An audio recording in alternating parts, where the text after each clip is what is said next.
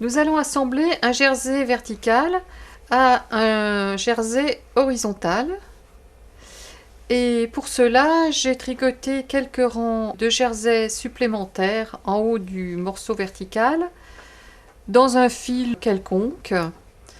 Et je vous conseille de repasser le haut de ce carré vertical pour fixer les mailles, et notamment les mailles du dernier rang jaune sur lesquelles je vais travailler.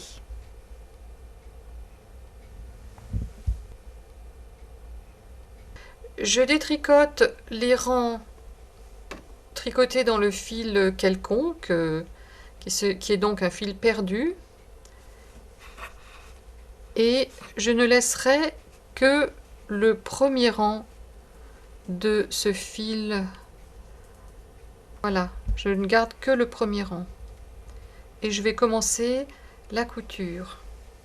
Bien sûr, la première maille que l'on appelle maille lisière du morceau horizontal a bien été tricotée tous les rangs. Très important. Je commence la couture en piquant dans la première maille de mon morceau vertical.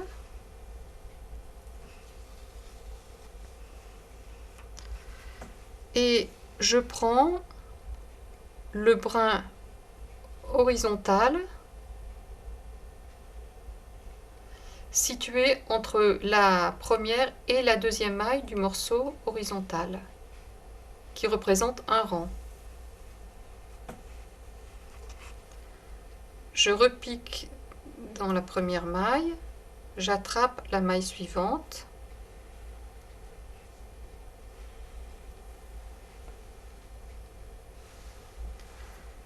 je pique ensuite dans le rang du dessous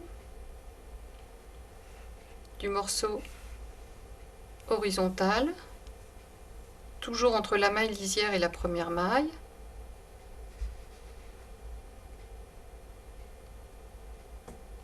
Et je détricote au fur et à mesure les mailles que je couds.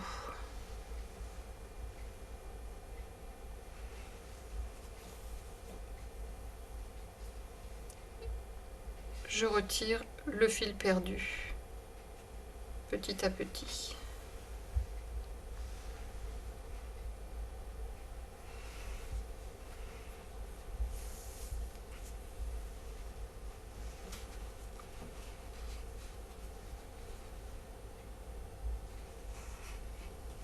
Et j'obtiens une couture très plate puisque je n'ai pas arrêté les mailles ici, donc j'ai une épaisseur de moins.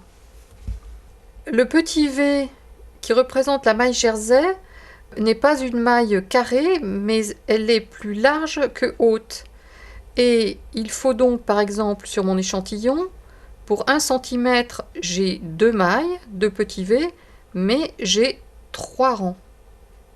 Lors de la couture, je vais m'organiser pour prendre 3 rangs dans cette partie-là et 2 mailles ici.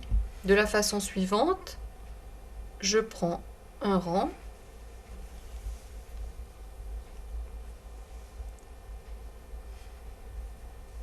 une maille, je prends 2 rangs de petites barres,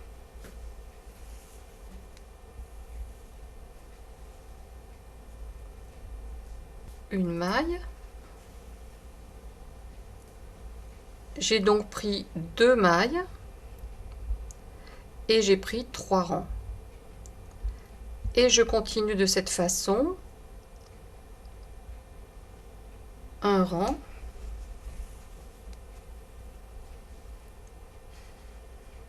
une maille,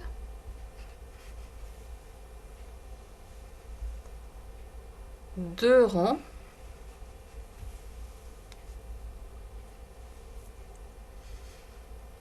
une maille. J'ai donc pris 4 mailles verticales sur 6 rangs que l'on peut compter ici. Nous sommes bien dans le rapport 2 sur 3. Mais bien sûr, selon votre échantillon, cela peut être modifié.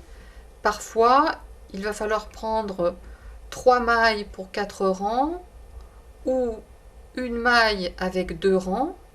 J'obtiens une couture nette, toujours dans la même maille, plate, avec le minimum d'épaisseur. Et on ne voit même pas le fil de couture.